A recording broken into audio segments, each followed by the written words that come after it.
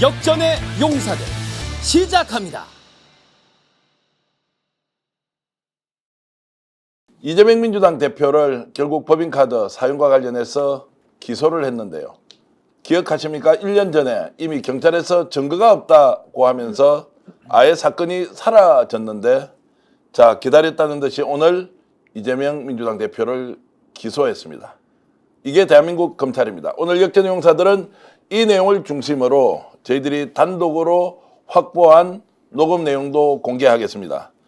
강혜경이 공익제보자이지 않습니까? 사기 횡령범이다라고 고소를 했는데요. 누가요? 김영선 의원이 고소했죠.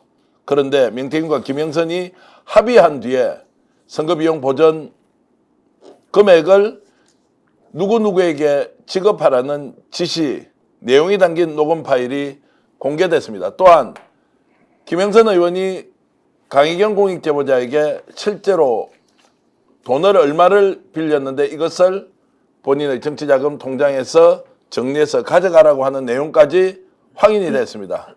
새빨간 거짓말로 드러났다는 것이죠. 하나하나 따져보면서 지금 검찰 수사가 어떻게 가는지 오늘 여러분들께 상세하게 알려드리겠습니다. 대한민국을 이끌어가고 있는 역전의 용사 세 분 오셨습니다. 한겨레신문 특종 전문기자 김한 기자입니다. 어서 오십시오. 네, 안녕하세요. 네. 예, 요즘 특종 많이 하셔서 좋겠습니다. 아니요, 뭐 힘들고 지치는 날들이 많습니다. 여기저기서 시달리고 있습니다. 오늘 뉴스 공장에 보니까요. 네. 모자가 아주 마음에 들더라고요. 아침에 일찍 나가야 돼갖고 예. 지난번에 뉴스공장 저녁 때 한다고 생각해갖고 생방송에 늦은 적 있었고 오늘 일찍 갔습니다. 알겠습니다. 하여튼 고생 많으십니다. 네. 이렇게 나와주셔서 감사드리고요. 네.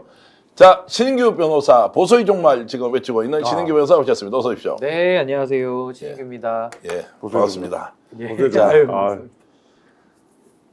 자, 제가 신인규 변호사가 세상에서 가장 사랑하는 분과 함께 왔다는 거 알고 있고요. 저기 바깥에 카페에 계시는데 저도 인사를 드렸습니다. 감사합니다.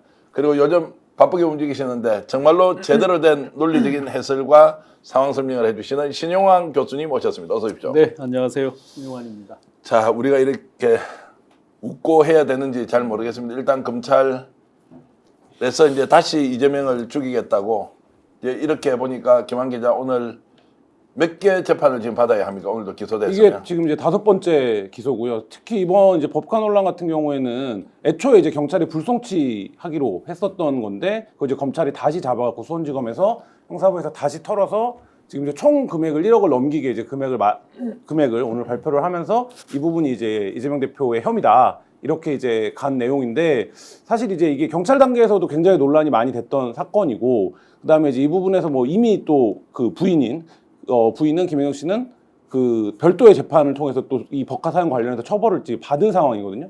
그런 상황에서 오늘 또 이제 검찰이 다시 기소를 한 상황이니까, 이렇게 되면 지금 이제 재판을 5개를 동시에 해야 되는 상황이 되는 거고, 그러면 사실 이제 오늘 뭐 민주당에서도 그런 입장이 나왔습니다만, 사실상 이제 말하자면 이제 의정 활동이나 이런 부분을 못하게 하려는 목적이 깔려 있는 게 아니냐, 뭐 이런 얘기가 나올 정도로, 저는 특정 시기에 검찰이 한 사람에게 이렇게 많은, 뭐 물론 죄가 있고 없음을 다퉈보겠다는 게 검찰의 의도라는 걸 이해는 합니다만, 이런 예가 있었나라는 생각이 들 정도로 굉장히 좀 이재명 대표 입장에서는 굉장히 포괄적인 처사죠.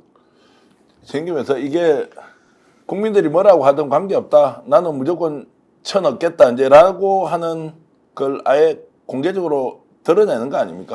그러니까 아무래도 이제 오늘 그 기소한 내용을 보면요, 이제 검찰이 본격적으로 저는 발톱을 내밀었다라는 생각이 들고, 아무래도 지난주에 있었던 이재명 대표 1심 공직선거법에서 이제 1심 판결에서 사실은 이제 당선 무효가 아주 좀 유력화되는 징역 1년에 집행유예 2년은요 엄청나게 센 형이거든요. 벌금형도 아니고요. 그래서 그런 상황에서 이제 검찰이 나름의 자신감을 가지고 본인들이 조금 더 몰아붙이겠다라는 의도인 것 같은데, 저는 뭐 검찰이 뭐 이재명 대표의 저는 범죄 혐의가 있으면 당연히 수사해야 되고 어디든 성역이 있으면 안 된다라는 입장입니다만은, 검찰권을 이렇게 편향되게, 또 내지는 편향될 뿐만 아니라 한 개인에게만 집중적으로 쓴다라는 것은 누가 뭐라고 해도 수사권 남용과 기소권 남용 문제를 따지지 않을 수가 없는 거거든요. 그래서 이제 이걸 정치검찰이 사건을 계속 정치쟁점하고 있다, 이제 이런 비판이 끊이지 않는 건데, 저는 이제 이재명 대표 그러면 거의 이제 재판을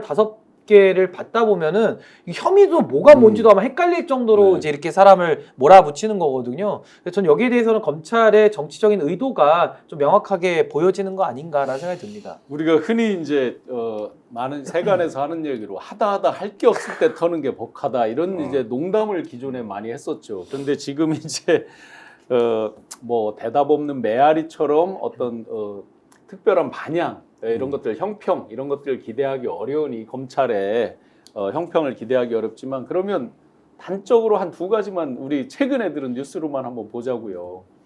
빵 법카 이 부분은 어떻게 되는 거예요? 그 다음에 검찰 지금 특활비 할 때 이제 나왔잖아요. 노래방 뭐 기타 등등 왜 본인들 건 제대로 안 밝힙니까? 그러면 이런 논리에서 예를 들어서 그 음덕을 하나 베푸는 게 있더라고요. 김혜경 여사는 800만 원대라서 뭐 그건 특별히 큰 금액이 아니라서 봐준다. 지금 본인들의 논리라 그러면 이게 큰 금액이 아니에요. 그러면 이런 식의 논리라 그러면 이게 도대체 어떤 기준과 어떤 논리로 최소한의 형평은 갖고 움직여야 되는 거 아닌가? 일반 국민들은 다 그 부분에 대해서 분노를 할 것 같은데요. 자, 그래서 이걸 어떻게 이제 우리가 이해하고 반응해야 하느냐. 검찰은 그런 권한을 가졌기 때문에 이럴 수 있다라고 이제 볼 것이냐. 사실 마땅한 대책이나 대안이 없습니다. 그냥 당하고 있을 것이냐 말 것이냐. 자, 법이기 때문에 기소하는 검찰의 뜻대로 최종적으로 사법부에 가서 판단을 받자. 어떻습니까? 현장에서 이제 법치 균형 뭐 네. 이런 걸 계속 이제 공정 상식을 외치면서 그러니까 자, 이렇게 이제 기소를 해버리면 그때부터는 그냥 반반씩 딱 나눠져서 뭐 이재명이 죄인이거나 죄인 아니거나 둘 중에 하나다 이렇게 이제 가버리는 그 프레임에 빠질 수밖에 없는데 우리가 반응을 어떻게 해야 됩니까? 그러니까 이제 그 부분이 되게 어려운데 그래서 이제 87년 이후에 지금의 검찰 체제에서 놓고 보면 검찰이 기소 독점을 하기 때문에 결국 검찰이 어떤 혐의로든지 찾아서 뭐 그게 별건이다 아니다 논쟁을 하던 말던 어쨌든 검찰이 기소를 하고 재판부가 그 부분에 대해서 유죄 판단을 내리면 사실 그거 이제 되돌릴 수 있는 방법이 없는 거잖아요. 그리고 그 기소 여부의 정당성도 사실 뭐 예를 들면 논쟁적 영역이 있을 뿐이지 그 자체의 정당성을 허물 수 있는 사실 사회적인 수단이나 방법은 없는 거기 때문에 지금 제가 지난번 재판에서도 뭐 유무죄에 대한 판단이 갈릴 수 있지만 찾아봤어요. 이걸로 1년의 집행유예 2년이 나오는 사건들이 뭐가 있었나 저는 사실 기억이 나는 게 없어. 최근에 판례가 하나 있더라고요. 이상직 전 의원이 징역 1년 4개월에 집행유예 2년을 받았는데 그때 혐의가 6가지입니다. 근데 그 혐의가 뭐냐면 뭐 자금과 관련된 부분도 있고요. 그다음에 공표되는 공보물에 허위 이력을 기재한 사실도 있고요. 그다음에 여론조사를 조작한 혐의도 있고요. 이렇게 혐의가 6개인데 이 6개의 혐의일 때 이상직 의원 엄청나게 사회적 비난을 받지 않았습니까? 재판이 진행되던 때. 근데 그 6개의 혐의를 갖고도 1년 4개월에 집행유예 2년이 나왔는데 지금 이재용 대표는 2가지 혐의인데 한 가지에서는 어쨌든 일부 무혐의가 났고 그러면 이제 한 가지의 혐의인데 이 혐의도 사실 이제 말하자면 국정감사에서 한 발언과 TV 생방송에서 했던 발언이 아닙니까? 2개 다? 근데 이제 이거를 갖고 2개의 발언을 갖고 지금 검찰이 2년을 구형을 했었고 재판부가 이걸 받아서 1년의 집행유예 2년을 준다. 그리고 여당 지도부가 이제 와서 생각해보니까 그래서 그랬겠구나라는 생각이 드는데 한 열흘 전부터 계속 무슨 얘기했습니까? 이 재판 생중계해야 된다라고 얘기했어요. 근데 만약에 그 재판 생중계하는데 한 벌금 80만 원 이렇게 나오면 그 뒷감당을 어떻게 하려고 저거를 이렇게 모이기만 하면 생중계를 하자고 하지? 라고 생각을 했었는데 재판 결과가 나오고 보니까 이 재판 결과라는 게 여당 지도부가 어느 정도 예상을 했나? 그러니까 모든 사람들이 이렇게까지 세게 구형을 한다고? 라고 생각을 했는데 그거를 알았던 게 아닌가. 이러면 뭡니까? 검찰이 수십 년간 기소 독점을 해서 그거에 사실 별다르게 대응할 수도 없는데 지금 정부와 여당 대표가 어쨌든 검찰 출신 아닙니까? 법조인 출신인데 이 법조인 출신들이 사전에 이 결과를 마치 예상했다는 듯이 움직였다? 뭐 이렇게 되면 사실 이 부분에 대해서는 좀 근본적으로 이제 어떤 뭐 해체나 고민을 해야 되는 시점까지 오지 않았나 이런 생각이 듭니다. 근데 저는 이 공직선거법 관련해서는 이제 편향성은 제가 다음에 좀 논의를 하더라도 일단 공직선거법만 놓고 봤을 때 대선이 끝난 지 지금 2년 6개월이 넘었거든요.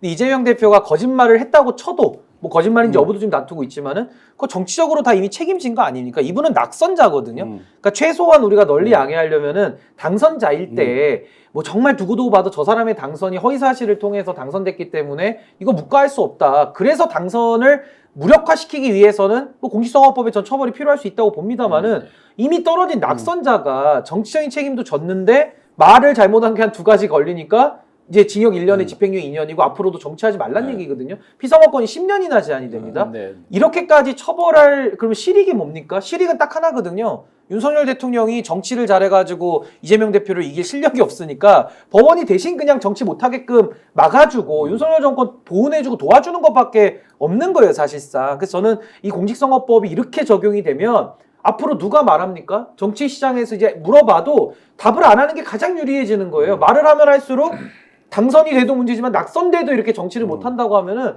이제 정치에 있어서 이런 공론의 기능은 완전히 무력화된다. 게다가 사법부가 이런 식으로 정치자금법이나 공직선거법에 100만 원 이상만 벌금형 선고해도 피선거권 제약되는 나라 거의 없거든요. 그러니까 이런 식으로 사법부가 최소한의 삼권 분립의 한 역할을 축으로서는 해야 되겠지만은 국민의 주권, 국민의 정치적 선택까지 배제시키는 이런 식의 정치 관여가 가능하도록 하는 것은 이건 매우 자제돼야 된다. 그래서 이번에도 저는 그 공직선거법 관련된 이재명 대표 혐의들 쭉 봤을 때 사실 협박을 느꼈다라는 건 주관적인 느낌이거든요. 그걸 가지고 어떻게 허위 여부를 할 수 있느냐. 저는 골프 친 거를 안 쳤다라고 거짓말했다라고 볼 수 있어요. 그래서 저는 한 벌금 한 80만 원 정도 나오겠건 이렇게 생각을 했는데 이건 뭐 다 싸그리 모아도 어떻게 이거 징역 1년을 선고할 수 있을까. 저는 정말 판사의 머리가 좀 궁금해질 지경이었습니다. 근데 협박이라는 단어 때문에 제가 조금 여쭤보면요. 이거를 이제 이재명 민주당 대표가 당시에 협박을 받았다는 표현보다 압박을 받았다거나 또는 부담을 느꼈다. 만약에 그렇게 표현해도 그게 허위 사실이 되겠습니까? 아마 지금 판결로 보면 그렇게 표현해도 허위 사실로 판결했을 아니 그게 것 말이 안 같아요. 된다는 거 아니고 저 협박으로 느꼈다거나 압박으로 느꼈다거나라는 게 매우 주관적이잖아요. 아니 이런 거 어떻습니까? 제가 어제 악몽을 꿨는데 악몽도 사람마다 다 다릅니다. 예. 느낌이. 누구는 귀신 보고 기절하는 사람도 있고요. 누구는 귀신 봐도 가서 만지고 오는 사람도 있어요. 예. 다 개인적으로 다른 거거든요. 그러니까 그 공문이 여러 차례 내려왔을 때 당시 이재명 대표 입장에서는 또 야당의 기초자치단체장이니까 뭐 예산 지원이라든지 여러 가지 면에서 압박을 느낄 수 있는 거거든요. 근데 주관적인 느낌을 가지고 그걸 허위라고 처벌한다는 것은 우리가 보통 이야기할 때 기억나지 않는다. 기억을 가지고 처벌하진 않거든요. 이것도 주관적인 느낌이기 때문에 그걸 가지고서 허위사실로 이걸 처벌한다라는 것은 아마 전 세계에서 민주주의가 발달된 나라에서는 이런 처벌례가 없을 겁니다. 제가 대표적으로 이제 행위가 아니잖아요. 그 행위를 처벌하는 게 이제 원칙이죠. 이건 어떤 기억이나 진짜 주관적인 의식에 대한 부분인데 인식 의식에 대한 부분인데 근데 아까 이제 돌아가서 김한 기자님이 알았던 거 같다라는 이제 시중에 수많은 의혹들이 있잖아요. 아까 말씀하셨듯이 이분들이 생중계를 해야 된다고 주장을 했어요. 그 정도로 끝난 게 아니라 전국의 모든 사거리 로타리마다 다 플랜카드가 걸렸어요. 당협위원장들 그 지역위원장들한테 해서 아마 걸게 했겠죠. 그 내용에 보면 몇 월 며칠은 뭐뭐뭐해서 감옥 가는 날 뭐 이런 식의 류의 내용들이에요. 그러면 아까 말씀하신 대로 그렇게 걸었다가 만약에 80만 원 나오면 얼마나 창피할까요? 이게 완전 자기들의 그게 근간이 무너질 텐데 그런 정도까지 했다는 거가 굉장히 의심이고 제가 마지막으로 그 법률가로서 가장 잘 아는 법률 있지만 그 상위의 헌법적 가치에서 그렇게 중요시되는 비례성 과잉금지의 원칙 과잉금지라는 게 뭐 낙선자잖아요. 어느 정도 그 저울질을 해서 예를 들어 법익을 어떤 법익을 침해한 거예요. 낙선자가 법익 형량이라는 걸 하잖아요. 저울에 달잖아요. 그러면 낙선자에 대해서 뭐 동정을 해달라 이런 건 아니지만 뭐 최소한의 어떤 처벌을 하더라도 사회 상규 또는 통념에 맞는 정도의 범위 이런 게 있을 거 아니에요. 그럼 헌법적 가치도 상실한 판결 아니냐라고 볼 수 있겠습니다. 자, 그래서 많은 분들이 지금 댓글로 주시는데요. 사법 검찰 계엄입니다. 이런 말씀. 그리고 한성진 사법부 사망했다. 근조 문은교님 주셨고 라이언님께서는 깝깝합니다. 이런 말씀 댓글로 많은 분들 의견 주고 계신데 계속 공유하면서 여러분들과 함께 방송에 나가겠습니다. 자, 제가 지금 이제 좀 드리는 질문은 이겁니다. 자, 민주당 그러면 이렇게 끌려가면 됩니까? 이재명 당대표 어쩔 수 없다. 재판 5번 받아야 되고 계속 가는 것이 맞느냐? 아니면 이런 정도의 사법부에 대해서 법리적 논쟁을 할 것이냐? 아니면 전면적으로 거부하면서 아예 전쟁을 하자. 국민을 믿고. 이제 이런 부분에 대한 갈등이 정치를 하는 사람으로서는 상당히 많이 생길 것 같은데 자, 지금은 이제 법률가 아니고 정치평론을 하는 사람으로서 민주당 지금 어떻게 대응해야 한다고 봅니까? 이거는 뭐 사실 방법론이 100이면 100가지가 다 있기 때문에 다양하게 고민은 필요한 시점인데 저는 좀 냉정하게 차분해졌으면 하는 생각도 있습니다. 물론 이런 판결을 놓고 저도 상당히 좀 법률가의 한 사람으로서는 상당히 좀 분노가 치밀어 오르거든요. 근데 사람이 이제 분노가 치밀어 오를 때 감정적으로 나갈 수밖에 없고, 감정적으로 나가면은 사법부를 부정하는 쪽으로 나가는 수밖에 없는 겁니다. 근데 그렇게 나갔을 때는 저는 더 큰 역풍이 불어올 가능성이 높다고 보거든요. 우리가 좀 구별해서 봐야 되는 것은 검찰권이라고 하는 대통령 소속하에 있는, 게다가 검찰총장 출신이 지금 대통령 하고 있기 때문에 검찰의 전 이건 기소권 남용 문제라고 보고, 사법부의 판단은 전 잘못은 일부 있습니다만은 이건 항소심이든 대법원이든 저는 교정할 부분이 있다라는 게 저의 개인적인 소신이고, 그러면 어떻게 해야 되느냐? 저는 광장의 언어를 좀 바꿨으면 좋겠어요. 광장에 모이는 거 저는 대찬성인데, 민주당이 주도를 하더라도 너무 민주당의 당원 모임처럼 보이지 않았으면 좋겠습니다. 그래서 저는 더 많은 시민들이 나와야 이게 민주당이나 또 이재명 대표에게도 넓게는 더 도움이 된다고 저는 보거든요. 그래서 광장의 언어도 일부 이번에 그 지난 주말에 있었던 집회에서도 아무래도 이제 민주당이 주최하기도 했고, 이재명 대표 판결이 좀 잘못된 부분이 있은 바로 다음 날이다 보니까 이재명은 무죄다, 이제 이런 구호들이 많이 나왔는데, 저는 그런 식으로 가면 민주당과 사법부가 싸우는 듯한 구도가 생기거든요. 이렇게 가는 건 좋지 않다라고 저는 생각이 들고, 전 이재명 대표가 법정 안에서 강력하게 저는 투쟁하고 싸우되, 저는 정치의 광장에서는 윤석열 퇴진, 그리고 민주주의 회복, 우리 헌법 가치 수호, 이런 주제를 가지고 저는 더 많은 시민들이 모여야 저는 이 문제가 좀 해결될 수 있지 않을까. 결국 모든 건 무조건 국민들이 풀어낸다고 봅니다. 자, 이 질문 이제 김한 기자께도 네. 드리겠는데, 댓글로는 이렇게 와 있습니다. 뭔 법리냐 코렉터님 주셨고요. 그리고 복덩이님께서는 정면으로 가면서 싸워야 한다 국민들과, 그리고 투해피님 전면적 저항권 전쟁, 전면적 저항권이다. 그리고 고구마님은 또 반대 의견입니다. 전쟁 갑시다, 이건 아니지 않습니까? 그리고 완전 개판, 사법부 존중은 개나 줘라 라는 이제 이야기까지 이렇게 막 섞이는데, 지금 감정적으로 보면 전면전 해야 한다고 이렇게 보는데, 정치평론가의 위치에서 민주당이 지금 어떻게 대응하는 것이 가장 지혜로운가라는 질문을 좀 드리고 싶습니다. 내부에서 여러 고민들이 있을 거예요. 그래서 그 과정에서 뭐 어제 최민희위원의 발언이 좀 과격하다, 이런 부분들에 대해서 어쨌든 당내에서도 여러 가지 얘기들이 있었는데, 지금 얘기한 대로 민주당이 그 부분을 포함해서 전략적으로 어떤 판단을 내릴지가 굉장히 중요한 시점이긴 하죠. 근데 8년 전 탄핵 국면과 달라진 건 뭐냐면, 8년 전 탄핵은 어쨌든 의회에서 연합을 통해서 달성을 시켰던 거잖아요. 근데 지금은 민주당이 절대다수의 의석을 갖고 있기 때문에 1차적으로는 그때보다 훨씬 더 강한 의회에 말하자면 힘이 있기 때문에, 이 의회의 힘으로 이걸 어떻게 풀어갈 거냐, 이 부분이 이제 국민들이 쳐다보는 첫 번째 포인트가 될 것 같고, 저도 이제 신윤규 변호사님이랑 비슷한 의견인데, 이거를 갖고 지금 어쨌든 재판에서 항고할 수단들은 아직 남아 있습니다. 절차들은 남아 있는 상황이기 때문에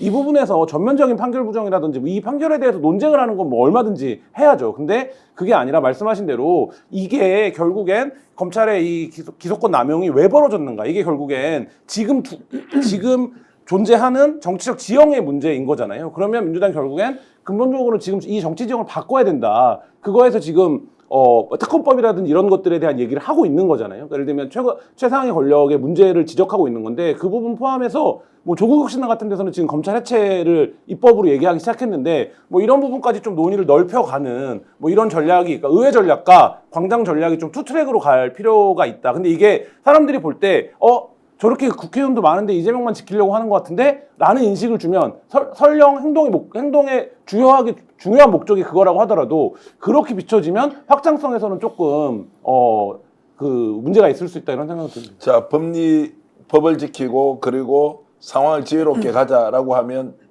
지금 이제 검찰이 기다리고 있는 그 프레임 안으로 쏙 들어가는 것이다.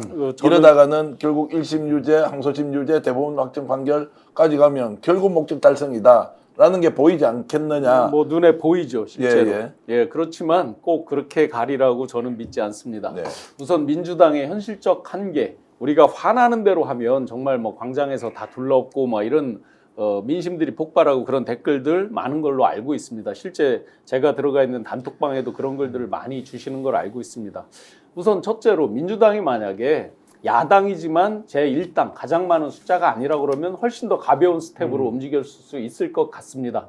그런데 이제 지금 야권을 다 합쳐서 약 190여 명이 넘고 170명이 넘는 이제 제1당이다 보니까 원내 제1당에서 정면으로 지금 삼권 분립 체계를 무너뜨리는 것 같은 말을 하기가 어려운 현실적인 측면이 분명히 있습니다. 그래서 민주당에서 탄핵이라고 하는 거를 함부로 꺼내지 않고 있는 측면을 분명히 우리가 감안을 해야 되겠고요. 두 번째는 몇 석이 부족해도 이 특검에 의한 탄핵, 이걸 몰고 가기 쉽지 않은 지금의 현실, 이것은 7, 8년 전에 박근혜 탄핵에 의한 그 여권의 트라우마, 국민적 트라우마, 이게 아주 깊게 자리 잡고 있다고 봅니다. 특히나 그 정점에는 지금 여당의 지도자라고 하는 사람들의 개인적 욕심이 가장 우선된다고 봅니다. 그 누구 이름을 거명하지 않더라도 이분들의 오로지 목표는 특검 가서 탄핵되면 내가 대통령 될 수가 없어. 이 부분 때문에 계속해서 반대를 하는 거죠. 어떤 논리를 갖다 붙이는 건 다 형식이라고 봅니다. 이 부분 절대 깨지지 않는다고 본다. 심지어 어떤 분은 유승민 트라우마라고까지 얘기를 합니다. 참 어떻게 보면 한심하죠. 과연 국민에 대한 배신이 누군가 이런 것들을 본다 그러면 지금이라도 당권을 잡고 있는 분이라든지 어디서 시장을 하시는 분들이 나서야 되는 게 정상인데 하지 않는다. 이 부분 때문에 오늘 석간의 그 칼럼 성격의 글을 하나 보시면 이렇게 나와 있습니다. 이재명 대표로서 쓸 수 있는 수단이 별로 없다. 그 다음에 민심도 거의 미동도 없다. 이렇게 돼 있습니다. 제가 동의하지 않습니다. 왜냐? 제가 이미 말씀드렸었습니다. 박근혜 탄핵 때 100도에서 비등점이었다 그러면 저는 지금 200도라고 봅니다. 이 트라우마 때문에. 그런데 100도든 200도든 끓기 전까지 별로 변동이 없어요. 마지막에 바바바박 하면서 팍 끓어 넘치는데 미동도 없다? 먹고 살기 힘들기 때문에 좀씩 참고 자제하지만 어느 순간 예를 들어 오늘 JTBC 보니까 어떤 보도가 있습니다. 사건이 터지고 윤한홍 의원이 뭐 명태균 씨와 어떻게 해보려고 했다는 이런 보도들이 나오고 있습니다. 이런 거 한두 개에서 어떤 진짜 종지부를 찍는 게 나온다 그러면 바바바박 끓는 거죠. 충분히 국민들의 그 속도가 먼저 온다. 마지막 하나만 더 첨언드리면 자, 특검 탄핵만 우리가 생각할 게 아니라 개헌 부분요. 제가 하나 확언 드리겠습니다. 만약에 그런 사태로 가면요. 보수 언론이 먼저 임기단축 개헌하자고 덤빌 것이고요.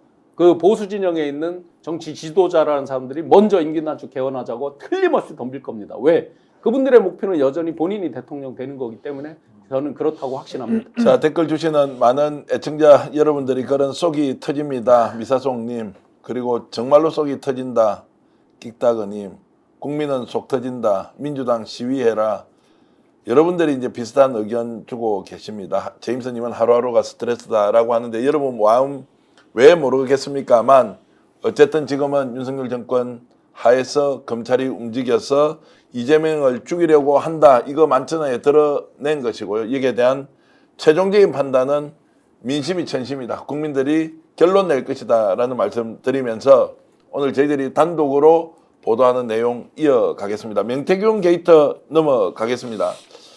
자, 지금 오늘 JTBC 이제 보도가 자, 이런 게 먼저 나왔습니다. 잠깐만 언급하고 가겠는데 윤한홍 의원이 지금 명태균 게이트 터지고 나서 누구를 보냈다 또는 본인이 직접 만났다 어떤 내용입니까 지금 김한 기자? 그러니까 뭐 파악하기로 두 가지 녹취가 있다는 거예요. 그러니까 예. 대통령이 뭐 그 명태균 씨 목소리로 드러났죠. 대통령이 전화를 해서 너 와이프랑 장모한테 전화하지 마라 이렇게 화를 짧게 냈고 예. 그래서 이제 명태균 씨가 저 장모님 전화번호도 모르는데요 이렇게 대답을 했다는 거죠. 이 짧은 녹취가 있고 그 다음 날 또 윤석열 대통령이 전화를 해서 자기가 왜 그런 통화를 했는지를 설명하고 미안하다고 얘기하고 길게 한 1시간 가까이 통화를 한 내용이 있다라는 겁니다. 지금 이게 명태균 씨의 주장이죠. 예. 근데 그 대통령의 육성이 공개된 직후에 윤한홍 의원 측에서 연락이 왔다는 겁니다. 그래서 그 첫 번째 녹취가 대통령실의 해명에 좀 부합하잖아요. 내용적으로 보면. 뒤에 거 녹취가 없다라고 치면 그러면 그 첫 번째 녹취를 좀 공개해주면 안 되냐라고 제안을 왔다는 거고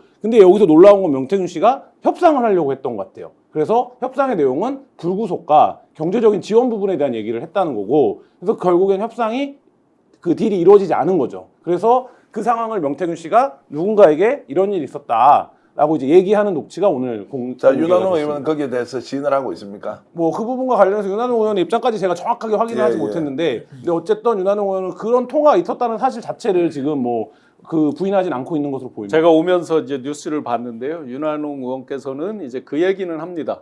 본인이 그걸 틀어달라고 얘기한 거는 맞다라고 그 부분까지는 이제 인정을 하는 것 같습니다. 그런데 본인이 누구의 지시를 받거나, 그러니까 용산을 지칭하는 거겠죠. 어떤 제3자의 어떤 그 개입에 의해서 한 게 아니라 본인이 직접 나서서 그랬다는 식으로 지금 얘기를 하는 걸로 보도가 되고 있습니다. 알겠습니다. 저희들이 준비한 이제 녹취 지금 공개할 텐데요. 지금까지 자 강희경 공익 제보자가 사기와 횡령을 했다고 김영선 의원이 직접 고소를 했습니다. 이렇게 사건이 퍼지면서 일파만파 벌어졌는데요. 저희들이 확보한 녹음 내용을 보니까 명태균 씨가 구체적으로 보전 비용을 이렇게 나눠 가져라라고 하는 게 있고요. 그리고 김영선 의원이 여기에 대해서 동의를 하면서 결론이 나는 장면이 있는데요. 그러면 이 자금관리 최종 결정 그리고 미래한국연구소의 실질적 경영 누가 했는지 다 드러나는 내용입니다. 보전 비용 이렇게 나누라고 하는 명태균 대표의 녹음 내용 먼저 들어보시겠습니다. 미래한국연구소가 얼마 가져갈 거예요? 7,300요. 자, 대표님이 백이동이나 이민영이한테 돈 줄 게 있어요? 대표님 드릴 게 없습니다. 예. 그러면 미래한국연구소에서 가져가야 되는 거잖아요, 그죠? 네네. 그리고 5천만 원 내가 가져가야 되는 거죠? 네. 그 김태열 소장이 7,300이고 네. 거래처가 3,000이죠? 3,300. 네. 그럼 그거 합하면 어떻게 돼요? 약 700m와 80m 1억 600이에요? 고정 자 이렇게 이제 보전 비용이 나옵니다. 저게 2022년도에 선거를 했으니까 2022년 6월 1일 보궐선거 이후에 7월 30일경에 네. 이제 돈을 돌려받는데 저 돈을 가지고 이제 구체적으로 어떻게 나눠주라는 얘기를 하지 않습니까? 지금까지 자 신규 변호사 네. 명태균 씨는 자기는 이 동거래에 대해서 전혀 모르고 그것은 당사자끼리 알아서 했다고 했는데 돈을 구체적으로 어떻게 가져왔는지 그리고 가져나가야 될지를 얘기를 하잖아요. 저것만 보더라도 거짓말 맞죠? 근데 명태균 씨 말은 물론 이제 큰 줄기에서 권력의 핵심부를 말할 때는 참인 얘기들이 많이 있는데 예. 디테일하게 돈으로 들어오면은 거짓말이 한두 개가 아닙니다. 예. 제가 기억나는 녹취로도 본인은 뭐 돈 한 장 내가 가져간 거 있냐 뭐 일원 이런 한 식으로 장. 1원 한 장 받은 적 없다 얘기하지만은 일단 돈 봉투부터 다 그 뭡니까 그 월급을 급여를 반띵해 가지고 가져간 부분이라든지 지금도 선거 보전된 부분에 대해서 돈 나누는 거 지금 벌써 하고 있지 않습니까? 예. 그러니까 이런 식으로 지금 거짓말들이 드러나고 있는 게 한두 개가 아니기 때문에 저는 명태균 씨의 그동안의 이런 금전에 관한 문제들 전 이제 앞으로도 사실은 이게 왜 발단이 시작됐느냐를 우리가 좀 미루어 짐작해 본다면은 아마 강혜경 씨의 처음 그 얘기처럼 돈과 관련된 부분에서 아마 이제 여러 가지 좀 다툼이 좀 있었던 것 같고요. 이게 이제 잘못이 드러났을 때 부정이 드러났을 때 강혜경 씨한테 좀 뒤집어 씌우려고 하던 이제 이런 것들이 발화가 돼서 이제 아마 여기까지 온 거 아닌가라는 좀 추측은 해볼 수 있을 것 같습니다. 녹취 파일이 이제 여러 종류가 있는데 이걸 강희경 씨도 잘 모르고 있다가 이제 확인을 한 것 같더라고요. 그리고 본인이 이제 사기행위범으로 몰려버리니까 이거를 뭔가 대응을 해야 하는데 본인도 확인하지 못한 것을 여러 파일 중에 하나를 찾아보니까 이제 이런 게 있었는데 더 놀라운 것은 이 내용이 명태균과 김영선이 동의를 하면서 돈을 어떻게 나눠야 한다는 내용까지 있는데 이거 들어보시면 아, 이 사건의 전모가 강희경이 사기 횡령한 것이 아니다라고 명확하게 느낄 수 있는데요. 그 내용 자 김영선의 자금 흐름에 대한 구체적 지시를 하는 것 한번 들어보겠습니다. 그러면 미래한국연구소에 줘요, 돈을. 예. 예, 그러면 4천, 지금 3천 줬다면서요. 네네네네. 그것도 나오면 항상 모든 김영선 의원한테 허락을 맡아야 돼요. 알겠습니다. 네. 예, 자의적으로 해석하면 어떻게 되노? 안 김영선 됩니다. 그러면 돼. 예, 네. 그래요. 그러면 거기 4천, 아까 7,300이라 했죠? 네. 그럼 4,300을 더 줘요. 네. 정확하게. 네. 그리고 거래처 줘요. 네. 그러면 남는 돈이 얼마예요? 잠시만요. 1,200. 1,200이잖아요. 그죠? 네. 네. 예. 그걸 저한테 줘요. 아, 알겠습니다. 그 제로 만들면 돈 있어요? 없습니다. 그러면 통- 1,200을 우선 놔둬요, 거기. 그리고 네, 나중에 네. 5천원을 저한테 줘요. 아, 네네네. 알겠습니다. 예. 네. 그렇게 하는 게 맞을 것 같아요. 내가 볼 때는 네. 5천을, 그러니까 내가 하는 말은 내하고, 의원님하고 합의가 안 됐는데, 네. 의원님이 먼저 내 돈부터 주라며. 네. 근데 먼저 다 그걸 줄 거 못잖아. 그러니까 지금 네. 김태열 그 머리 떼질락 할 텐데 소장이 예. 저기 먼저 주고 네네. 예, 그 다음에 줘야 자기도 자기 집에 돈을 갖다 줄 거 아니라 네. 안 그래요? 네네, 알겠습니다. 예, 그러니까 그래 주고 네. 그 내 돈은 5천만 원, 그 1,200이 남는다면서요? 네네네. 예, 그 1,200은 네. 그 놔두고 갖고 있다. 근데 그 1,200 받아봐야 못 갚기 때문에 네. 쓸 수가 없어요. 네. 저 대표님 바꿔줄 테니까 그렇게 좀 이야기하세요. 그렇게 하라고. 혜경 씨, 네, 언니. 후원금 들어온 돈은 얼마 있어요? 지금 900 있거든요. 놔두고. 참, 후원금을 쓸 수가 없어요. 박재기 사장님, 300. 후원금, 그 차명으로 돈이 들어와서 300 들어, 300. 네. 이학습, 공무원도 돈 들어오고, 네. 알았어요. 예. 그냥 아니 돈을 지금 뭔 얘기야? 돈을 들어온 보존 금액을 방금 명사장이 한 대로 지급하라고 이야기를 해야 되는 그래, 보존 네네. 금액을 명사장 얘기하는 대로 지급을 하세요. 저 한 2분 좀 넘어가는 저 이제 대화가 굉장히 중요한 내용을 많이 담고 있는데요. 자, 1억 1,800만 원이 비용 보전이 된 거예요. 네. 그런데 김영선 의원이 자기 스스로 돈을 내지 않고 명태균 5,700, 강혜경 씨 3천만 원 그리고 밀양공영구세 9천만 원 돈을 가져와서 선거를 치렀단 말이에요. 이 돈을 이제 비용 보전을 받으니까 김태일 소장 같은 경우는 돈을 빌려준 사람한테서 엄청나게 압박을 받는 거예요. 근데 이제 이 돈을 이제 돌려줘야 하는데 정작 지금 5천만 원을 받아가야 한다고 하는 이제 그 5천의 의미가 뭔지는 잘 모르겠어요. 일단 그 당시 보궐선거에는 명태균 돈이 3천만 원이 5,700만 원이 들어왔는데 자, 이 돈을 이제 어떻게 가져가냐고 이제 정리를 해주는데 김영선 의원을 옆에 놔놓고 자, 강혜경 씨한테 회계 책임자니까 이렇게 정리하라고 이제 지시를 한 거죠. 자, 이것만 보면 이제 어떤 거냐.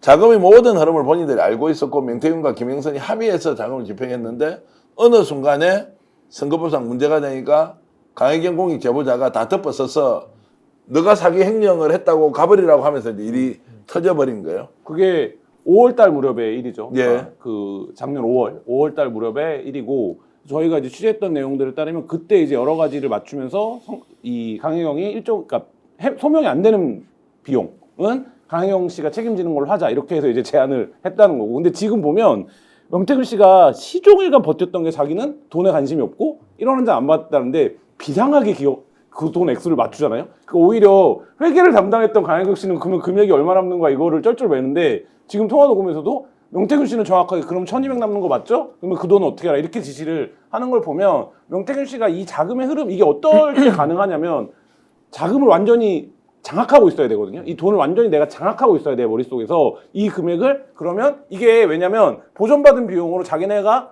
끌어온 돈보다 적어요. 보전받은 비용이. 그러니까 이거를 배분을 할 때 우선순위를 맞춰줘야 돼요. 그렇지 않으면 또 이제 항의가 들어오니까. 근데 명태균 씨가 그것까지 판단해서 정확하게 지시하고 저도 이제 명태균 씨 녹취를 많이 들어봤지만 여기서 보면 김영선 의원은 여기서 늘 그냥 명태균 씨가 하라고 하면 그냥 그렇게 하는 존재. 이렇게 등장하고 어째 실무적인 얘기는 지금 이건데 이거는 뭐 완벽하게 이 자금의 흐름과 집행을 명태균 씨가 장악하고 있었다라는 거를 보여주는 거죠. 혹시 들었습니까? 저기 의원님과 합의가 안 됐다라는 내용에 대해서 제가 짧게 해석을 해드리면 본인이 돈을 한 푼도 안 들고 선거를 치렀는데 법정 선거 비용이 1억 1,800에 한 1억 7, 8천 들었을 거란 말이에요. 그런데 돈을 돌려줘야 되는데 김영선 의원이 돈을 안 내는 거예요. 그리고 어디서 돈이 들어왔다고 하는데 인정을 하지 않아. 그러니까 이걸 이제 일일이 설명을 하면서 김영선 의원에게 확인을 하고 이 돈을 어디로 내보내라고 한단 말이에요.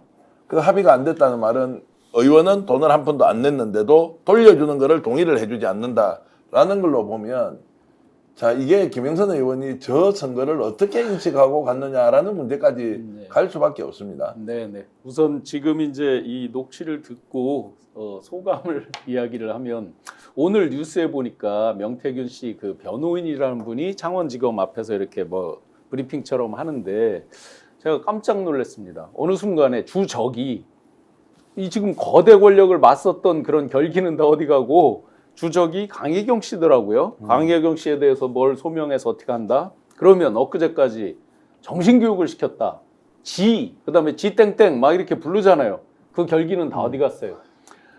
저도 기업에서 경영자 생활을 오래 해봤지만 참 못났다. 어떻게 직원한테 다 엎어 씌느라고 지금 정신이 없느냐. 두 사람 다. 특히나 뭐 오선 의원의 당대표까지 했다는 분도 참 못났다. 라는 생각이 들고요. 그리고 한 가지, 명태균 씨는 자기가 미래한국의 오너도 아니고 뭐 다 아무것도 아니라면서요, 지금까지. 거꾸로 이제 상대방은 뭐 본인은 명의만 이렇게 했다라고 하는 건데 본인은 자기는 아무것도 아니었다는 사람이 이렇게 상세하게 네. 돈에 대해서도 알고 있고 돈에 대해서 사실상 지시를 하는 거잖아요. 어떻게 주라고. 이건 오너가 할 수 있는 지시죠. 작은 회사든 큰 회사든 이건 오너만이 할 수 있는 지시의 지금 내용이죠. 통화 내용. 아니 그리고 저도 명태균 씨 관련해서 한 두세 가지만 짚자면 돈에 관심 없다는 사람이 뭐 본인은 대여금이라고 주장을 반환받았다고 하지만은 그 국회의원의 세비도 반 가져가고 또 지방선거 예비 후보자들한테 돈도 또 걷고 돈에 관심 무시 많거든요. 차라리 돈에 관심 있다 그러면은 진실을 말하는 것 같은데 오히려 돈에 관심이 없다라고 하는 게 더 거짓말 같지 않는가라는 생각이 들고 또 하나 의문점은요. 명태균 씨 신용불량자라고 본인이 일단은 그 알려져 있지 않습니까? 근데 신용불량자가 어떻게 김영선 의원한테 돈을 빌려줍니까? 저는 그것도 잘 이해가 안 돼요. 신용불량자면 오히려 뭐 국가에서 뭐 채무회생이나 이런 제도적 도움을 받든지 아니면 누군가한테 돈을 빌려야죠. 근데 어떻게 돈을 빌려주는 채권자의 위치에 가는지도 너무 의문이다. 그리고 마지막으로 저는 우리 신 교수님 말씀해 주신 대로 미래한국연구소의 실질 소유 관계가 이 사건의 모든 핵심이거든요. 그러니까 미래한국연구소라는 게 결국에는 뭐 시사경남이든 뭐든 앞에 있던 회사들을 넘기면서 이제 그 소유자 관계가 바뀐 건데 결국 소유자만 명의만 옮겼지 지금 이 녹취대로 한다 그러면은 미래한국연구소도 명태균 씨 지휘하에서 실질적인 소유 관계가 계속 연장됐다라고 볼 수 있는 거고 이게 또 어디서 드러나냐면은 명태균 씨가 말실수한 게 하나 있어요. CBS 인터뷰 나가가지고 강혜경은 내가 데리고 있던 직원이다. 내 직원이다라고 얘기를 하는데 또 미래한국연구소는 자기랑 그러니까 전혀 아니고. 관련이 없다 그러거든요. 근데 강혜경 씨는 미래한국연구소의 부소장이었어요. 말이 안 맞잖아요. 그래서 저는 이 녹취를 통해서 명태균 씨는 돈의 흐름도 본인이 다 장악하고 책임지고 있었다라는 게 전 드러났다고 봅니다. 자, 여러분께 하나 더 공개해드리겠습니다. 김영선 의원이 강혜경 씨로부터 원래 빌렸던 돈이 한 1억 2천만 원 가까이 되고 이것을 어느 순간에 돌려달라고 하고 그런데 이것 자체가 사기 횡령이다. 자기는 그렇게 빌린 적이 없다라고 하면서 고소를 해버렸거든요. 자, 이런 내용으로 이제 고소를 했는데 김영선 의원 스스로가 강혜경 씨가 빌려준 돈이 있고 이것을 어떤 식으로든 정리를 해야 한다는 내용도 저희들이 녹취 파일로 찾아냈는데요. 그 내용도 한번 들어보시면서 사기 횡령에 대해서 고소를 해놓고 실제 내용은 어떻게 벌어졌는지 확인해 보겠습니다. 12시 비행기 좀 끊어주면 좋을 끊을까? 거야. 저 운영 자금에서 끊을 수 있을 걸, 그지? 그러니까 네네. 하여튼 지금부터는 이거 내려가서 이것저것 맞춰봐야 되지만은 좀 이거 비용을 좀 맞추고 뭐 네. 그동안 밀린 거 어떻게 청산할 방법도 찾고 이래야 된다고 지금. 아. 혜경 씨가 나를 위해서 쓴 거 그거를 나한테 빌려준 걸로 지금 해서 처리를 해야 나중에 청취자금에서 그걸 좀 갚을 수 있을 텐데.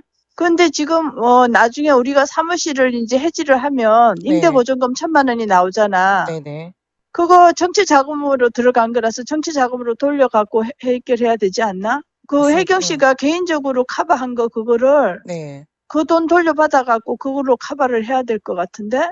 하여튼 그래서 회계 이거를 좀 잘 짜봐. 네네네네. 그래갖고 나머지 안 되는 건 내가 또 요새 해야 되는데 지금 뭐 아이고 이것저것 뭐 돈은 안 들어오고 돈 들어갈 때는 많고 그러네. 자, 저게 이제 2024년 3월 11일 날 녹음된 건데요. 이제 그때는 자, 지난 22대 국회의원으로 출마를 못하고 정리정돈하는 과정에서 명백하게 강혜경 씨가 돈을 넣은 사실이 있고 그 돈을 돌려준다고 이제 얘기를 하잖아요. 그런데 이제 어느 순간부터 강혜경 씨가 사기 횡령범이고 여러 가지 종류의 돈을 다 받았는데 이게 이제 본인이 착복을 한 것이다 라면서 확인서를 막 받으러 다니면서 이제 본격적으로 이게 터졌는데 저 내용을 보면 자, 김영선 의원은 자기 돈 한 푼도 안 내고 오히려 세비도 빌린 돈 갚아준다는 명목으로 반띵하고 나서는 강혜경 씨의 사비를 가지고 사실 의정활동을 다 했다라고 볼 수도 있거든요. 이런 행위에 대해서는 어떻게 우리가 해석해야 됩니까? 이게 그러니까 이런 예가 있었나가 싶어요. 그러니까 예를 들면 뭐 거듭 얘기하지만 이 사건 보면 김영선 5선 의원이고 수도권에서만 4번을 했습니다. 근데 지금 하는 행태나 이런 거를 보면 이런 사람이 국회의원을 그렇게 20년 가까이 할 수 있었나 싶을 정도의 행태고, 그리고 더군다나 지금 저희가 이제 바깥에서 이 얘기들을 하고 있지만 강혜경 씨가 이미 5월 2부터 증거들을 회계 자료나 증거들을 다 제출했기 때문에 검찰에서는 이미 저 진술들은 다 무너졌을 거예요. 다 무너진 상태에서 영장이 청구됐겠죠. 그러면 이미 본인들이 했던 얘기들이 본인들의 발을 잡는 상황에서 지금 굉장히 그 수사관 앞에서 부끄러운 상황들이 연출되고 있을 텐데, 그러니까 저는 그거를 김영선 의원도 그렇고 명태균 씨도 그렇고 지금 그 수사관 앞에서 어떻게 감당하고 있는지, 그러니까 참담함과 모욕을, 이런 생각이 듭니다. 그러니까 이게 사실 너무 명백한 사건이잖아요. 그러니까 강희경 공익제보자가 지금 검찰에 제시한 게 한 4,000개 녹음 파일이 있으니까 검찰이 상당 부분 풀었을 것이고, 당사자가 이제 김영선 그리고 명태균 씨가 전면적으로 부인을 하니까 오히려 구속영장 청구할 때는 훨씬 쉬웠다. 그래서 이론의 여지 없이 구속돼 버렸다라고 하는 것인데, 일단 이 내용을 오늘 여러분들께 알려드리는 이유는 강희경 씨가 사기 횡령이라고 주장하지만 본인들이 했던 이야기로 보면 사기 횡령이 아니었다는 것을 스스로 인정하는 부분이어서 여러분들께 꼭 알려드려야 한다는 마음으로 공개를 했다는 점 한 번 더 강조하겠습니다. 김영선 의원 이제 저렇게 되면 저게 이제 무고가 될 수 있죠. 그냥 허위 사실로 고소를 한 게 돼버리니까요. 이 검찰 수사 실제로 받으러 가보시면, 저도 이제 입회를 자주 하다 보니까 검찰이 다 기록 확인하고 분석하고 불러요. 그 질문할 때도 다 이렇게 하나하나 꼼꼼히 확인해 가면서 부인하면 증거 제시하고 또 민망해지고 이런 경우 굉장히 많거든요. 그러니까 이제 김영선 의원 같은 경우는 강혜경 씨에게 모든 그 자금의 부정적 흐름을 다 뒤집어 씌우려고 이제 계획을 세웠던 것 같고, 거기에 이제 강혜경 씨는 반발할 수밖에 없었던 이런 사정들이 있는 거고, 거기에 대해서 본인의 이제 김영선 의원은 본인의 떳떳함을 입증하기 위해서 강혜경 씨한테 이제 고소까지 넣은 거거든요. 이제 그 행위 자체가 이제 결국에는 또 무고라는 또 다른 범죄 혐의까지 더 추가가 될 수밖에 없다라는 생각이 듭니다. 기존 선례 몇 가지만 봐도 뭐 굉장한 사실 실정법 위반에 죄를 짓고 있는 거죠. 그 옛날 이제 지구당 뭐 이런 게 이제 폐지되면서 당협 사무실을 운영할 때 지방 의원들한테 객출해서 이제 사무실을 운영한다, 이런 걸로 정치 생명 끝난 분들 많이 있습니다. 그리고 보좌진들한테 보좌진 월급에서 얼마씩 떼어서 뭐 다른 걸로 전용해서 또 정치 생명이 끝났거나 굉장히 위험했던 분들이 많이 있습니다. 근데 지금 말씀대로 보면은 강혜경 씨한테 큰 돈을 지금 사실상 의존해서 자기 의정 활동을 다 했다. 이걸 뭘로 과연 피하고 해석을 할 수 있을까요? 그러니까 덮어씌우지나 말지. 뻔히 드러날 걸 저렇게 막 바깥에서 프레임 씌워가지고 오히려 피해자를 가해자로 만드는 저 행위가 얼마나 부도덕한 것이냐. 김한 기자도 취재를 오랫동안 지금 명태균 기자 때 하고 계시지만, 결국 김영선 의원은 저 탐욕과 그리고 상대를 덮어씌우는 그 정말 욕망 때문에 엄청나게 일이 꼬여버렸다, 이런 생각이 좀 듭니다. 그 차원에서 저희가 취재하면서 만난 분들 중에 그런 얘기한 분이 뭐 굉장히 기억에 남았는데, 이게 김영선 의원이 한 5억만 갖고 와서 정리했으면 해결할 수 있는 사건이었다. 근데 김영선 의원이 최소한의 이제 예를 들면 이 상원에 내려간 이후에 모든 정치적인 판단이나 정책적인 판단은 명태균 씨한테 의존하고, 재정적인 부분이나 이런 부분은 본인 돈 하나도 안 쓰고 강혜경 씨와 명태균 씨의 관계 속에서 끌어오는 돈으로 해결하고, 뭐 이 상태로 국회의원 자기는 배지만 달고 다녔던 거잖아요. 그러니까 이게 저는 사실 좀 납득이 안 갈 정도로 이 김영선 의원의 행태가 하고, 또 법원에 가서도 법원 앞에서 기자들 마지막 만났을 때까지도 횡설수설 하면서도 계속 목소리 높인 거잖아요. 자기는 잘못한 게 없다고. 자, 이런 행태들이 뭔가, 그러니까 저는 김영선이라고 하는 개인이 어떤 캐릭터인가, 이거 자체를 취재하면서 좀 회의하게 되는 이런 상황들이 많이 있었습니다. 저도 좀 한 말씀 보태드리면, 명태균 씨가 김영선 의원과 동거래를 하고 난 뒤에요, 후회를 엄청나게 많이 하고요, 계속 돌려달라고 지내 선거구 때부터 창원의장 보궐선거까지 본인이 집을 담보로 잡혀가지고 부인 명의로 돼 있지 않습니까? 전세금까지 빼가지고 줬는데 한 2억 원 정도를 줬는데 이 돈을 돌려받지를 못하는 거예요. 계속 돌려달라고 독촉을 하는데 돌려주질 않죠. 그래서 저 이제 반띵을 해가지고 가는데도 나머지를 달라 그러는데도 주지 않는 거예요. 그래서 그 중간에 있던 강희경 공익제보자가 굉장히 힘들어가지고 아니 돈 문제 해결을 하면 되는데, 그래서 심지어 명태균 씨가 아니 김영선 의원 본인 아파트 그냥 팔면 해결 다 되는 걸 왜 해결 안 해주냐고 막 윽박 지르는 장면까지 있는 걸 보면, 야 정말로 대단하다. 아니 아주 특이한 사람이다라고 정말 말씀드릴 수밖에 없어서 내용을 확인한 사람들마다 다 혀를 차요.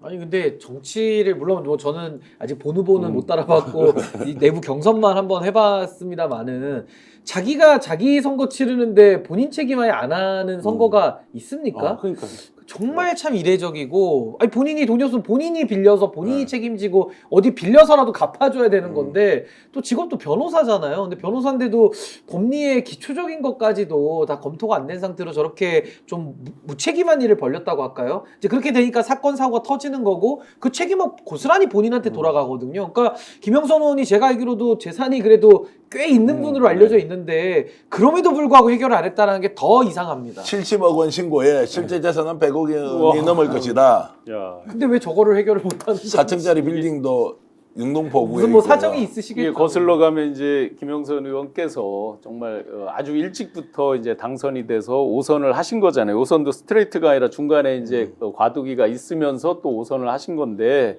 그러면 옛날 거슬러 가서 이제 한나라당 뭐 이런 시절에 하고 했을 때 과연 보수의 가치 철학, 어떤 국민에 대한 책임 이런 것들을 강조했던 어떤 보수의 가치 철학, 보수의 중말도 쓰셨지만 이런 것들은 온데간데 없는 거고 오랫동안 국민들을 개돼지로 생각하는 그야말로 어떤 중우 정치, 국민들의 우매한 국민들을 자기들이 앞에서 몰고 간다라고 하는 이런 인식들만 강하게 있던 것들이 오랫동안 오면서 내가 그런 것쯤은 무시하고 가도 돼 라고 하는 어떤 그런 일종의 귀족 정치에 가까운 정치 맛만 본 분들 아니냐, 이렇게 참 참담하게 생각이 듭니다. 이것도 좀 얘기 좀 하겠습니다. 네. 자, 저렇게 해서 이제 국회 입성을 했잖아요. 네.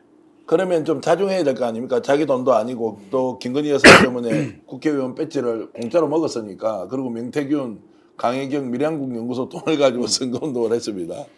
그런데 국회에 들어가자마자 바로 국회 부의장에 도전을 하려고 해요. 네.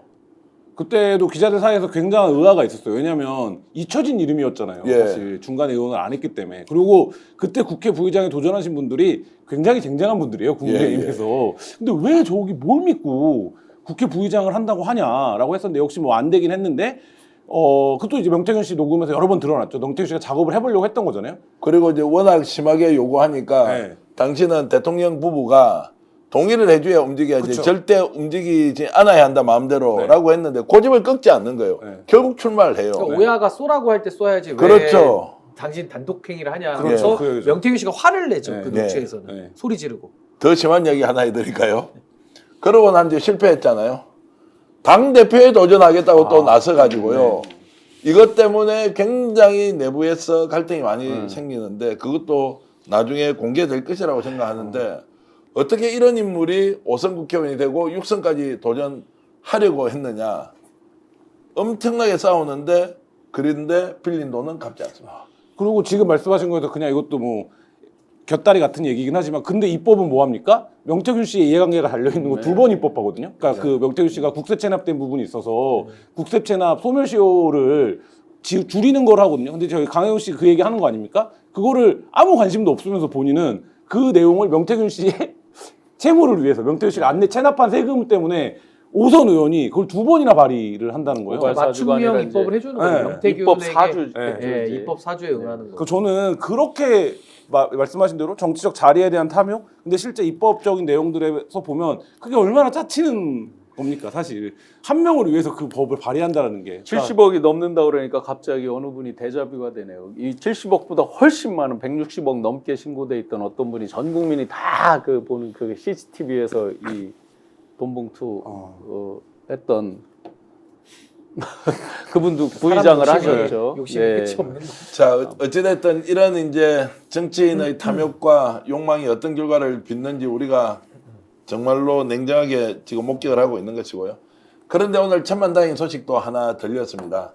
김태일 소장 인터뷰 하신다고 정말 애를 많이 먹었지 않습니까? 네. 민주당에서 드디어 공익제보자 네. 3호로 이렇게 인정을 했는데요. 자, 오늘 오전에 이제 3호로 김태일 밀양국 연구소장을 지정했습니다. 제가 직접 전화를 해서 전체 회의에서 혹시 반대 의견은 없었느냐라고 물어보니까 전원 만장일치로 이제 진행을 했다고 하고요. 여기에 대해서 저희들이 모르는데 아마 김태일 소장이 직접 지난주에 출석을 해가지고 공익제보자 지정을 꼭 해달라고 부탁을 했고 정권 비리와 국정농단 의혹을 밝히는데 힘을 쏟자라고 하면서 만장일치로 오늘 했는데 김태일 소장이 정말로 지금 안도하고 있다. 네, 네. 라고 해서 자, 왜 공익제보자 신청을 했는지에 대해서 여러분들께 쇼츠로 만들어 놓았던 영상 잠깐 보여드리겠습니다. 자, 쇼츠로 예. 이 모습 제가 당당하게 국회에 나가서 모습을 보이고 싶지만 내 스스로도 내 얼굴이 너무 흉측하기 때문에 제 얼굴을 공개하지 않는 조건에 공익제보를 신청하게 됐습니다. 지금 그러면 올해 연세가 어떻게 되시나요? 60입니다. 예, 그러신데도 지금 이빨이 다 빠지고 제가 알기로는 틀니로 지금 생활을 하시는 걸로 아는데 그러신 거죠? 네. 과정을 잠깐 설명. 자, 우리 신용환 교수님도 공익제보 네네. 2호로 이제 2호자로 지정이 되셨지 않습니까? 네네. 저 내용 설명 좀 해주시겠습니까? 네네. 그 지금 이제 김태열 소장께서 먼저 저보다 이제 이렇게 기초 검토는 되셨던 것 같아요. 그런데 지금 여러 가지 이제 고생을 하시면서 뭐 마스크 쓰고 이가 뭐 열 몇 개가 빠졌다고 이렇게 들었는데 제가 과정에 이제 참여를 해보니까 먼저 이제 제가 제보하는 내용들에 대해서 그게 공공성, 공익성 이런 것들을 이분들이 다 꼼꼼하게 먼저 보시고 비공개로 회의를 하고 전원 회의를 또 다 하세요. 그러니까 뭐 갑자기 무슨 뉴스에 많이 이렇게 돼서 이분을 그냥 뉴스 보고 대충 이렇게 공익제보자로 해야 된다 이런 게 아니고 저도 이제 새벽부터 가서 자료 제출된 거 그 담당하시는 변호사분들이 계시더라고요. 해서 다 이분들이 검토한 결과를 보고 드리고 그 위원들끼리 또 비공개 회의를 하세요. 그러니까 제가 2호로 지정될 때 저 본인을 이제 대기하라고 하고 또 위원들께서 별도로 회의를 하시고 그리고 나서 이제 결정을 하는 그런 단계를 다 거치기 때문에 아마 김태열 소장님에 대해서도 여러 이제 뭐 예를 들어 명태균 씨 측에서 공격하고 이런 나쁜 것도 있어서 아마 선입관이 안 좋게 된 분도 있겠죠. 근데 그런 것들을 다 검토를 하고 비공개 김태열 소장을 뺀 상태에서 회의를 하고 결정을 하는 거기 때문에 굉장히 정확하게 심사에서 결정하는 것으로 알고 있습니다. 자, 빵근님께서 김태일 소장님 얼마나 마음고생 하셨겠어요. 치아가 12개나 빠지셨다니 미친 탐욕이 많은 사람들을 힘들게 하네요. 마음 아프다 정말. 모두 잘 살자 님도 주셨고요. 소장님 힘내세요. 빈님 이렇게 글 주셨는데 제가 진심으로 여러분들께 감사 인사를 하나 드려야 할 게 있습니다. 지난주에 제가 30분짜리 인터뷰 영상을 하나 올리고 정말로 고민 끝에 김태일 소장님 이렇게 계좌번호를 드렸어요. 와, 전국에서 정말로 많은 분들이 성금을 이렇게 보내주셔서 지금 본인이 밀양국 연구소 명의 대표가 되면서 국세 체납부터 여러 지금 세금 때문에 압류를 당하기도 하고 생활이 굉장히 공공한 상태인데 정말로 많은 분들이 정성을 모아 주셔서 통화를 하니까 정말로 눈물을 흘리시면서 너무너무 고맙다 이런 말씀을 시청자 여러분들께 꼭 전해드리라고 하셨고요. 또 그 따뜻한 손길 때문에 용기를 더욱더 내어서 시시비비는 확실히 가리는데 본인이 역할을 하겠다. 또 본인이 잘못한 게 있으면 반드시 처벌을 감수하고서라도 진실을 밝히는데 최선을 다하겠다라고 방송에 꼭 인사를 해달라고 이렇게 했습니다. 1000명 이상이 이렇게 성금을 모아주신 것 같더라고요. 야, 근데 대한민국 국민들이 대단한 게요. 소액으로요. 엄청나게 많은 분들이 전혀 생각을 못 했거든요. 대단하지 않습니까? 이런 저 고생하시고 훌륭한 분들께는 돈줄 내드려야죠, 정말로. 돈줄이라고 하면 이제 그 표현은 하여튼 좀 그렇긴 한데 어쨌든 대한민국 국민들이 그래도 우리 방송 한 인터뷰 30분짜리를 보고 이렇게 해주셔서 혹시 이제 여러분들 이렇게 보내주신 분들이라면 정말로 감사드리고요. 지금이라도 조금 더 보탬이 되겠다면 저희들 인터뷰가 따로 올라 있는데 거기에 여러분들 정성을 따뜻한 마음으로 이렇게 좀 더 함께 할 수 있다는 생각이 좀 듭니다. 그러니까 저는 우리 사회가 이런 공익제보자들을 어떻게 대우하느냐가 우리 사회의 품격을 전 좌우한다고 보고요.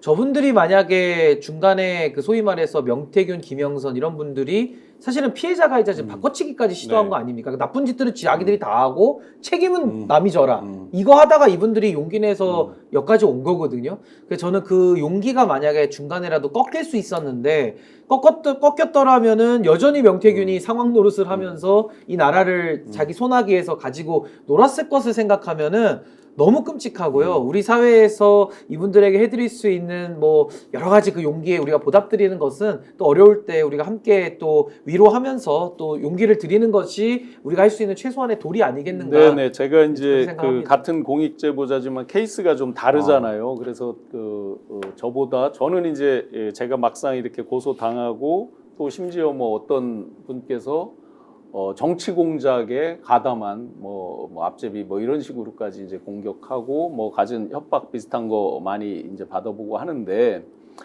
이 두 분은 뭐 저에 비하면 훨씬 더 뭐 저는 케이스가 좀 달라서 그나마 또 제가 제 나름대로 판단해서 대응을 하지만 정말 곤궁한 처지에서 굉장히 당하는 입장이잖아요. 그 아까 제가 참 못났다라고 표현드렸지만 직원들이 잘못해도 본인들이 감싸고 본인들이 먼저 책임지고 하는 모습을 보여도 그게 시원찮은데 국민들 성에 안 찰 텐데 힘없다고 정말 가진 거 없다고 힘없다고 이런 분들한테 엎어시려고 한다. 자기들이 그분들한테 돈까지 다 혜택 보고 그 돈으로 선거도 치르고 뭐 생활도 이렇게 한 것 같은데 정말 못났다라고 밖에 생각이 안 됩니다.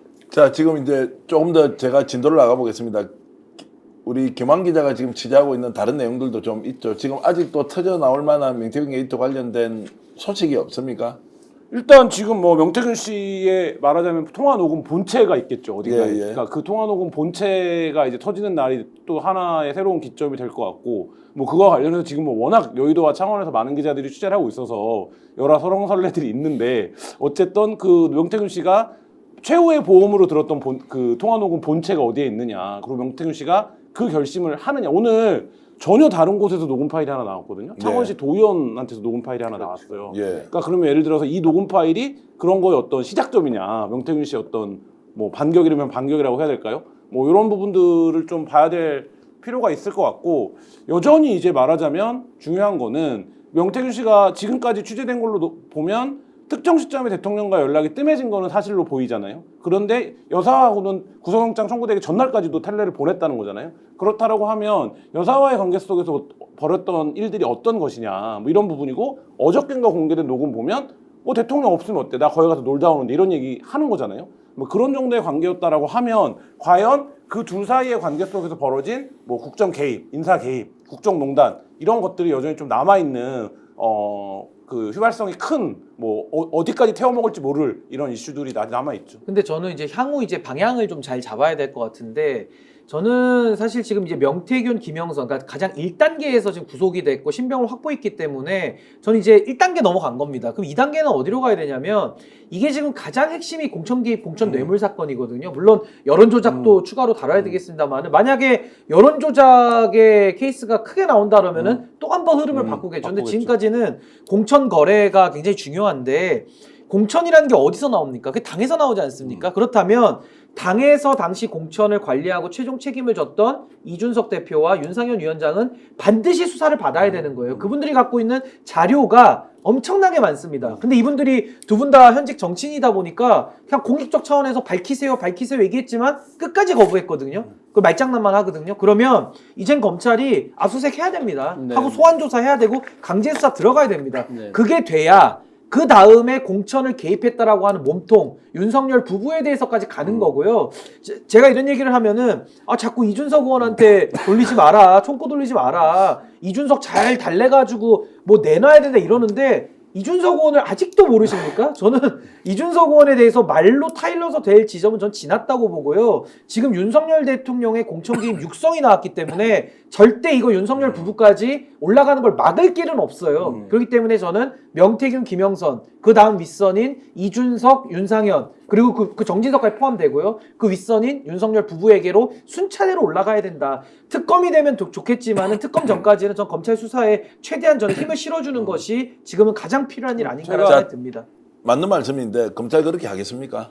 근데 지금 그래도 현실적인 방법에서는 특검을 당장 할 수는 없기 때문에 현재 그래도 검찰에 예를 들면 정유미 지검장이 있지만은 거기 차장검사 이하의 검사들은 많이 있거든요. 이 사람들은 지금 흘리고 있는 것들도 보면 사실은 수사에 대한 의지는 저는 나름은 갖고 있다고 봅니다. 그래서 저는 지금의 열악한 조건이지만은 여기서 할 수 있는 뭐 증거 확보라든지 최소한의 일들이라도 저는 해야 되고요. 오늘 밤이라도 법원에 영장 넣어보십시오. 압수수색 영장 바로 나옵니다. 100% 나옵니다. 오늘 굉장히 의미가 의미가 큰 게 있는 거죠. 좀 전에 말씀하셨지만 경남 도의원을 지낸 분이에요. 이분이 이제 뉴스상에 보니까 윤한홍 의원과도 잘 알고 이쪽 명태균 씨 측하고도 이제 잘 알아서 일종의 중간에 이제 어떤 거래라면 거래 뭐 이런 것들을 중개를 하는 입장인 거잖아요.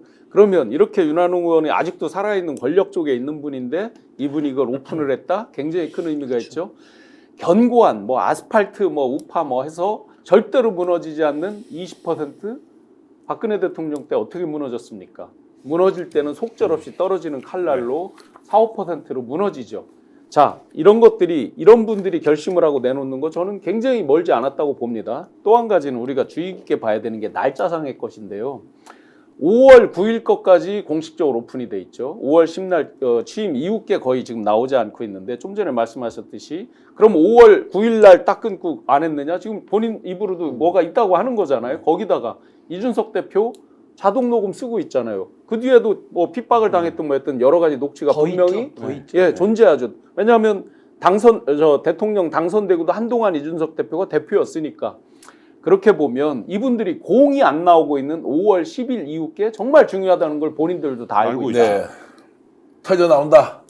계속. 그럴 수밖에 없는 거고 또 한 가지 제가 지난번 이제 박근혜 최순실 그 게이트 때 검찰 수사 속도랑 지금 수사 속도를 비교를 한 기사를 이번 주에 썼는데 사실 그때에 비해서 그렇게 느린 건 아니거든요. 그러니까 그때도 예를 들면 한겨레 보도 첫 보도 이후에 한 20여일이 지나고 어떤 일이 벌어지고 하는데 지금도 이제 9월 5일 뉴스토마토 보도를 기점으로 잡으면 거의 시간적 흐름은 비슷해요. 물론 그때 검찰의 강도가 더 셉니다. 왜냐면 그때 검찰은 밖에서 특검을 한다라는 전제가 있었기 때문에 빨리 움직였죠. 이 특정 시점에. 근데 그때 그래서 검찰이 왜 최후에 살았습니까? 죽지 않았습니까? 대통령 면전조사도 한번 해보려고 했고 물론 거절당했지만 그때 특수본도 만들고 특수본도 만들고 했던 거 아닙니까? 그러니까 최소한 검찰이 그 정도 모습은 보여줘야 이 수사에서 지난 2016년에 보였던 그래도 특검한테 사건을 다 뺏기는 거 아닙니까?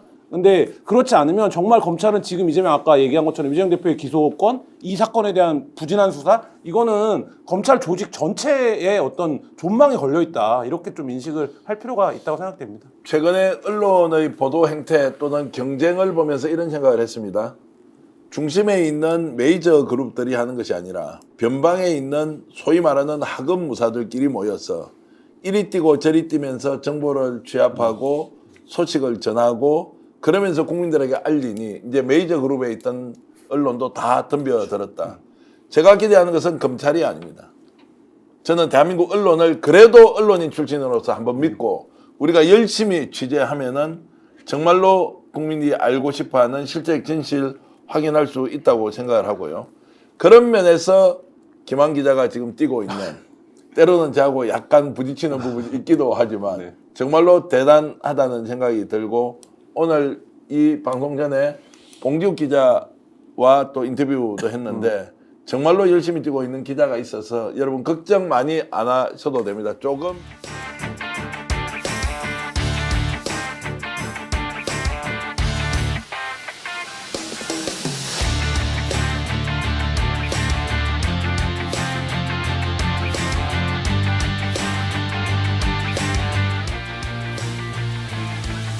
역전의 용사들. 스픽스는 말하는 언론입니다. 대세는 유튜브, 그중에서 스픽스. 좋아요, 댓글, 구독, 알림 설정.